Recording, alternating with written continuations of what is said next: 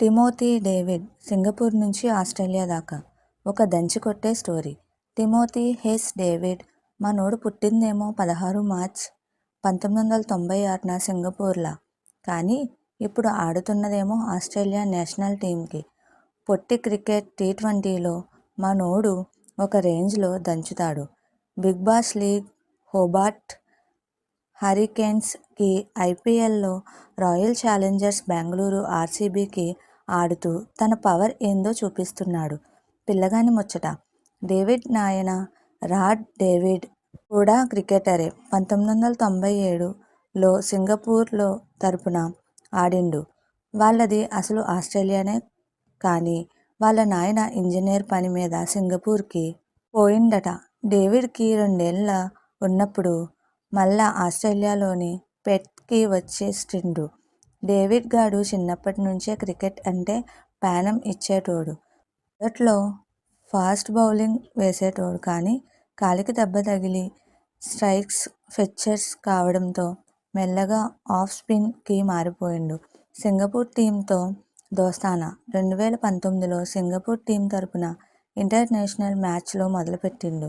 ఖతర్ మీద ఆడుతూ ఆరంగేట్రం చేసిండు. వరల్డ్ కప్ క్వాలిఫైయర్లలో అయితే దుమ్ము లేపిండు. 5 మ్యాచ్లలో 369 రన్స్ కొట్టి అందరి నోళ్లు మూయించిండు.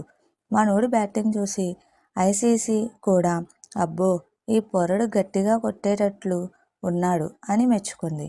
లీగ్లలో lathi charge.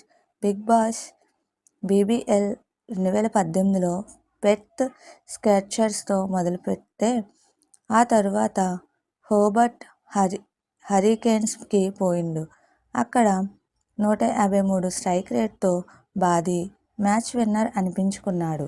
Pakistan league PSL. అక్కడ లాహోర్ కలందర్స్కి, ముల్తాన్ సుల్తాన్స్కి ఆడి తన ప్రతాపం చూపించిండు. ఇంగ్లాండ్ ముచ్చట. నెదర్లాండ్స్ లీగ్లో అయితే 95 బాల్స్లో 152 రన్స్ కొట్టిండు. అంటే చూస్కోరి మరి ఎట్లా కొట్టిండ్రో. సర్రే కౌంటీ టీంకి ఆడుతూ కూడా సెంచరీలు బాదిండు.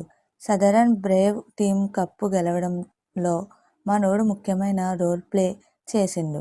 ఐపీఎల్ హవా. 2021లో ఫస్ట్ టైం ఆర్సీబీ మనోడ్ని పిలిపించుకుంది. ఐపీఎల్లో ఆడిన ఫస్ట్ సింగపూర్ ప్లేయర్ మనోడే. ఆ తర్వాత ముంబై ఇండియన్స్కి పోయిండు. కానీ 2025లో మళ్ళా మన ఆర్సీబీకి గూటికే వచ్చిండు. 2026లో చెన్నై సీఎస్కేతో జరిగిన మ్యాచ్లో అయితే 25 బాల్స్లోనే 70 రన్స్ కొట్టి మ్యాచ్ని గుంజేసిండు. ఆస్ట్రేలియా టీంలో ఎంట్రీ. సింగపూర్లో ఆడిన మనోడి టాలెంట్ చూసి ఆస్ట్రేలియా టీం 2022లో పిలిచి జట్టులో వేసుకుంది.